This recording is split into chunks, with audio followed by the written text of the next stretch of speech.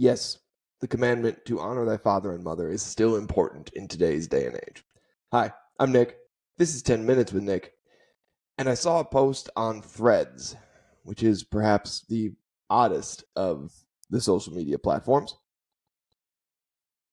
that said, honor thy father and mother is the first step towards child abuse. We're going to start with sort of a general point here that no, the Christian faith is not, in fact, the first step towards abuse in any form, way, whatever. No, we're going to yeet that thought straight into the sun.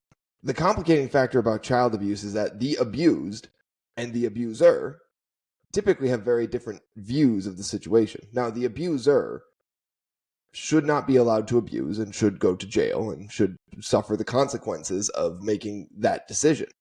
The abused needs help. The abused needs help to sort through the complex and complicated feelings that they have gone through. There's no two ways about that. However, the broad general statement, honor thy father and mother, which I believe is commandment number 2, we're going to double check that, I believe is commandment number 2, is not the first step towards child abuse. Excuse me. What's the order here? That's what I need to know. No, excuse me. So the order is, I am the Lord thy God. Thou shalt have no other gods before me. Thou shalt not. That's 1. 2, thou shalt not make unto thee any graven images. This is a quick Google search, so this, is not perfect. 3, thou shalt not take the name of the Lord thy God in vain. 4, remember the Sabbath day. And 5 is honor thy father and mother. Okay. So commandment number 5 is honor thy father and mother. I get them mixed up sometimes. I'm not perfect. But we're going to yeet the thought that honor thy father and mother is the first step towards child abuse right into the sun. Why? Honor thy father and mother. Let's talk about it for a second. I've said that 6 different ways, but it's my podcast. So you know what? If you don't like it, be gone. But if you do like it, like and subscribe. What does it actually mean to honor thy father and mother? Why is that a focus? Why is that something that would make its way onto the rock of the 10 Commandments? Again, you know me. God wrote them down. God found them important. But for all my listeners, let's take it into the secular view of things. Let's start at the top. Let's go through the first 5 just for kicks and giggles. The first 4, essentially in different ways, say, I, the Lord, am your God, and you shall have no other gods before me. Historically speaking, at the time, the Israelites had a bit of a problem worshiping a god named Baal. Baal, it's B-A-A-L. I'm not going to get the pronunciation right, and I'm not going to bother to. But they had a problem worshiping a golden calf, which was the representation of the god Baal, one of the pagan gods of the region that they happened to be in. So why was God so insistent that he was the Lord their God and they should have no other gods before him? Well, because part of the worship of Baal were things that were not good.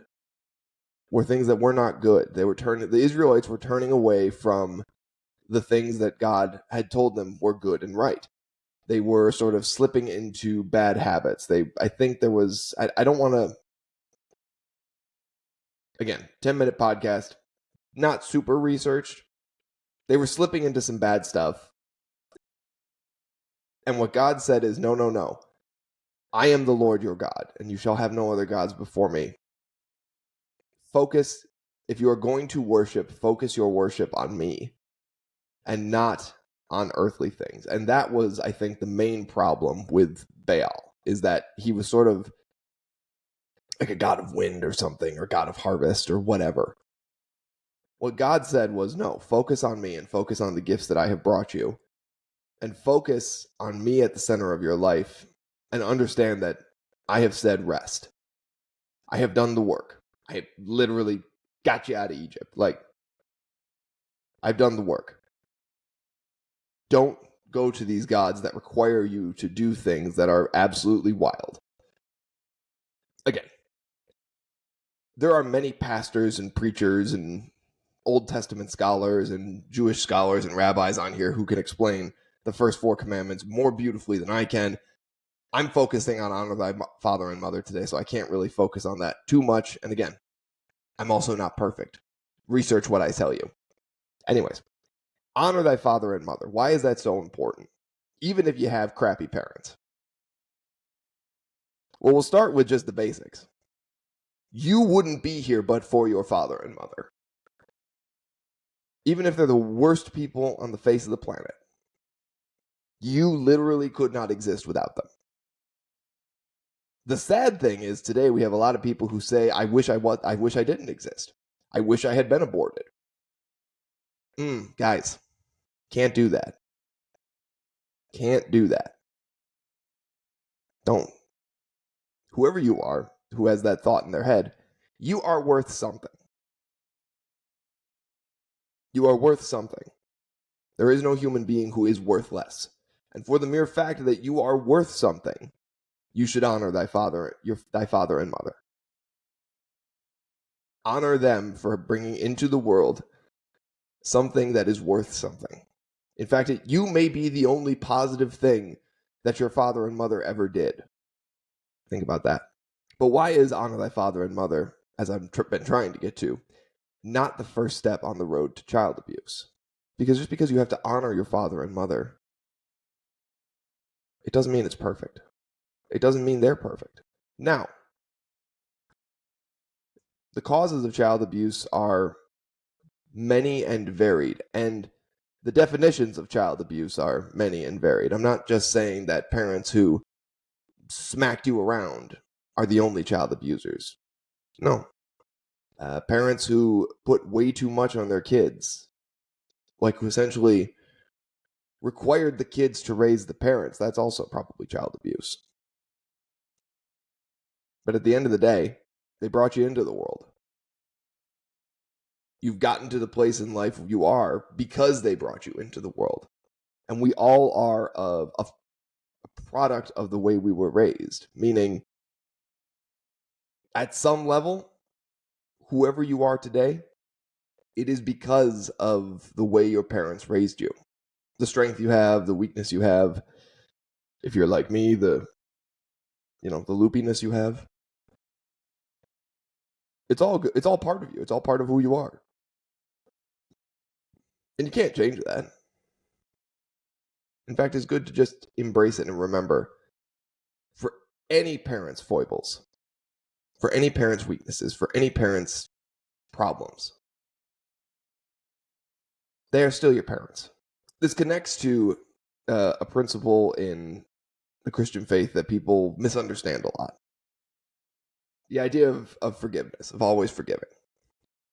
The idea of forgiveness in the Christian faith, it's not really for the person you're forgiving. It's not for the person you're forgiving. It's for you. The gift of forgiveness is for yourself. Because you can't hold on to hate. You can't hold on to hate. It eats you. It eats you alive. And it manifests itself in strange ways throughout your life. Nothing in the Bible says you have to forget what someone's done to you. But it does say you have to forgive. If somebody slaps you in the face, you're allowed to take a step back out of range of that slap. But you forgive the slap. You smack me across the jaw. Okay, I've learned my lesson. I don't need to get close enough to you so you can smack me across the jaw again. But I forgive you for smacking me across the jaw. And in the same token, you can honor your father and mother from a distance. You can thank them for bringing you into the world, but you can also release them and release yourself. It's just my thoughts. I don't like generalizations, and when I see generalizations on social media where they tend to be used as specificities, I don't like them. I'm going to call them out. Honor thy father and mother is not the first step on the road to child abuse. Mental illness is the first step on the road to child abuse. And the Christian faith is not the cause of mental illness. People are often the cause of mental illness, but the Christian faith is not the cause of mental illness. And again, I'm going to call it out where I see it, and I'm going to call a spade. I'm not going to use that phrase. I'm going to call it out, and I'm going to call it the way I see it. If you like the way I see it, like and subscribe. If you don't like the way I see it, well, that's okay. I forgive you. See what I did there? I'm Nick. This is 10 Minutes with Nick. Have a great day.